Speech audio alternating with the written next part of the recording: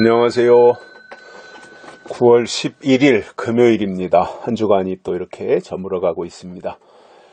요즘 날씨가 참 좋지요. 좀 흐리긴 하지만 그래도 습도가 없고 덥지 않아서 활동하기는 수월합니다. 저같이 땀을 많이 흘리는 사람은 이제 제일 생활하기가 좋은 계절입니다. 저는 여름에는 아주 취약하고요. 지금 요때 계절이 운동하기도 좋고 활동하는데도 참 수월하고요. 겨울과 여름을 놓고 선택하라면 저는 겨울입니다. 여름은 너무 싫어요. 더워가지고 땀도 많이 나고. 오늘 말씀은 고린도전서 14장 22절입니다. 그러므로 방언은 믿는 자들을 위하지 않고 믿지 아니한 자들을 위하는 표적이나 예언은 믿지 아니하는 자들을 위하지 않고 믿는 자들을 위함이니. 아멘. 바울이 고린도전서 14장에서 신령한 은사들에 대한 설명을 하면서 그 대표적인 것으로 예언과 방언, 이러한 것을 쭉 그 14장에서 설명합니다. 그래서 14장 1절에서는 사랑을 따라 구하라, 신령한 것을 사모하되 특별히 예언을 하려고 하라. 그러면서 이제 2절에서는 방언에 대해서, 3절에서는 예언에 대해서, 4절에서는 방언에 대해서 이렇게 쭉 설명을 하면서 22절에 와서 방언과 예언의 일단 특징이라고 그래야 될까요? 차이점이라고 그럴까요? 이것에 대해서 설명을 하는 내용입니다. 물론 방언도 필요하고 예언도 필요한데 대상이 누구냐라는 거예요. 방언할 때 대상이 누구냐, 예언할 때 대상이 누구냐. 방언을 바울이 22절에서 뭐라고 그랬냐면 믿는 자들을 위하지 않고 믿지 아니하는 자들을 위하는 표적이다. 뭐가요? 방언이. 그러니까 방언은 안 믿는 자들에게 하나님의 살아계심을 보여주는 증거라는 거예요. 그러니까 믿지 않는 자들에게 뭔가를 교회 안에서 여기는 뭔가 특별하구나. 이게 이런 게 신앙이구나. 여기에 뭐 어떤 영적인 것들이 있구나라고 하는 것을 느끼게 해주는 것이 방언이라는 거예요. 근데 예언은 믿지 아니하는 자들을 위하지 않고 믿는 자들을 위한 것이다. 차이가 있죠, 그죠? 엄청난 차이인 거죠. 그 예언은 믿는 자들을 위하여 필요한 거다라는 거예요. 그래서 이 말씀을 14장 1절과 연결하면 신령한 것을 사모하되 특별히 예언을 하려고 하라. 이렇게 말씀했단 말이에요. 신령한 것을 사모하되 예언을 하려고 하라. 그 예언이 뭐냐? 믿는 자들을 위한 것이다 라는 거예요.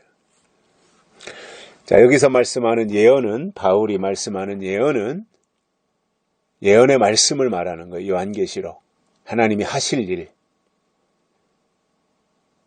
그러니까 이제 그 신앙생활을 하는, 믿는다고 하는 믿는 자들을 향해서 예언의 말씀, 약속의 말씀, 요한계시록의 말씀을 증거해야 된다 이겁니다.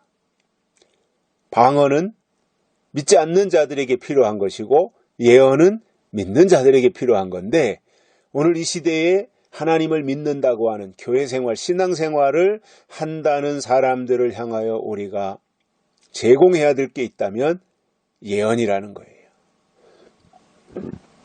그래서 예언은 그냥 뭐 오늘 내일 팔자가 어떻게 될 것이고 뭐 주식을 할 거냐 말 거냐, 뭐 개를 들 거냐 말 거냐, 누구네 집을 가야 되냐 말아야 되냐, 이런 것이 예언이 아니라 성경에서 말씀하는 예언은 하나님이 하실 일, 즉 예언의 말씀 요한계시록이 최고의 예언이라는 거예요. 이 예언은 믿는 자들에게 필요한 거예요. 교회에 필요한 거예요, 교회에. 그래서 교회는 예언을 해야 돼요. 선지자는 예언자예요. 선지서는 예언서예요. 그렇다면 교회는 예언이 있어야 돼요. 예수님이 다시 오신다. 다시 오실 때는 이렇게 오신다. 그 다시 오시는 예수님을 맞이하기 위해서는 이렇게 준비해야 되고 이렇게 믿어야 된다라는 것에 대해서 예언의 말씀이 선포되어야 그것이 하나님의 교회예요. 근데 방언은 있는데 예언이 없다. 그것은 안 믿는 자들을 대상으로 하는 공동체일 수밖에 없는 거예요. 수준이 낮다는 이야기입니다. 정말 하나님을 믿는 자들, 하나님의 자녀들, 하나님과의 어떤 수직적인 관계가 형성이 되어진 하나님의 사람들은 하나님이 하실 일이 이런 것이구나.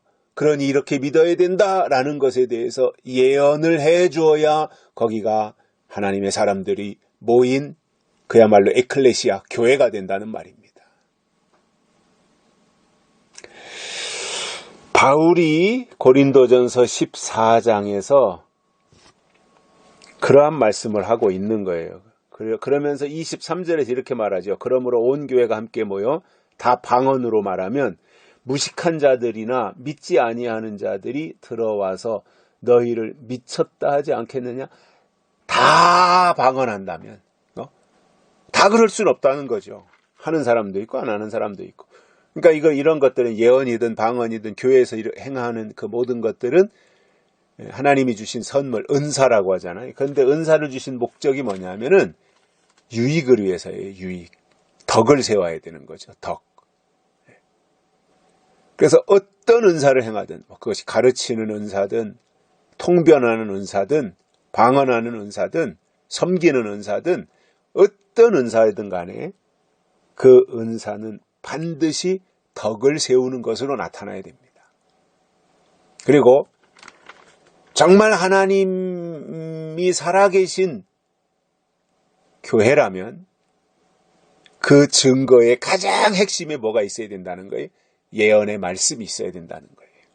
그게 하나님의 교회라는 말입니다.